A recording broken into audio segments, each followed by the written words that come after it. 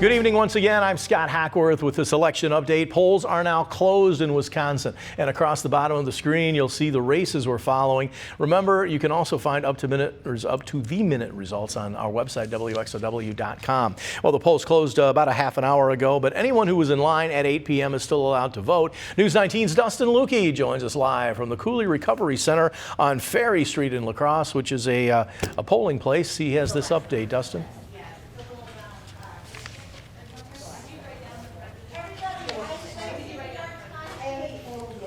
All right, he's not able to hear us, so why don't we go on to our team. We'll continue our team coverage. Let's check in with News 19's Mike Biermeister, who joins us live from French Island, where the La Crosse County Republican Party is hosting a watch party. Mike, what's the mood like?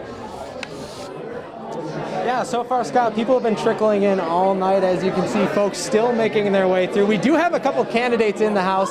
If you look at the plaid shirt and red tie, that's 95th State Assembly candidate Jerome Gunderson. We also have 94th State Assembly candidate Kevin Hoyer, who's actually right next to Gunderson. We are still waiting for State Senate candidate Dan Kapanke. He was in Viroqua. He's making his way here right now. We're going to hear from all three of them tonight on our 10 o'clock newscast. But as of right now, folks are just waiting for the election to begin. They're sitting, they're relaxing. There is outdoor space as well, so folks can come outside, sit comfortably, and enjoy this election night. But as of right now, there's been a lot of chit-chat. People are still coming here. People are still trickling in and gearing up for a long night as we're expecting to see some results. So it's been overall a pretty good mood here. All right, it appears so. Thanks very much, Mike. Local Democrats have chosen not to gather in person. We will be speaking with candidates on the phone and over Zoom and bring you those comments as the night wears on. About 139 million people voted in the 2016 election. More than 102 million voted early this year. News 19's Dave Soley spoke with political analyst Tim Dale about those numbers. And Dave, what did Tim have to say? Well, Scott, because of early voting efforts, Dale says we may break turnout for any presidential election in history. And so in several states, we actually have early voting numbers far surpassing the voting numbers that we had in 2016, which means that every single vote cast today in these states is over the number that we saw 4 years ago.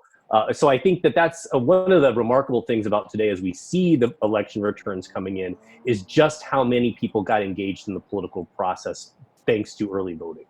I think what's interesting about the early voting statistics that we're seeing is that voting was easier this year than it's ever been before. States going out of their way to making sure that people have the opportunity to vote early. One of the interesting things about this election is really going to be, are we going to see this last? Are we going to see early voting and mail-in voting expand? Because it really does increase participation in a democracy. And for a lot of people, that would be a good thing going forward. Is there one party or another that benefits from this early voting? Is that possible to tell? Well, the problem with early voting is that candidates always want to bank on it, but they don't necessarily want to compromise their election day strategies. So what we actually saw in this election is both political parties pushing very hard for early voting, many text messages, many mailers, many advertisements. And so overall, we sometimes see a slight advantage to the Democratic Party with early voting. What's going to be interesting to watch tonight is to see if that holds true for this election. Both parties were attempting to get their turnout up. And it may be that in states where Republicans tend to do better, early voting will tend to favor Republicans. And in states where Democrats tend to do better, early voting may tend to benefit Democrats. But that is something we're going to be watching tonight as we see the results come in. Something else, Scott, not all was considered. This is one of the biggest nights for democracy.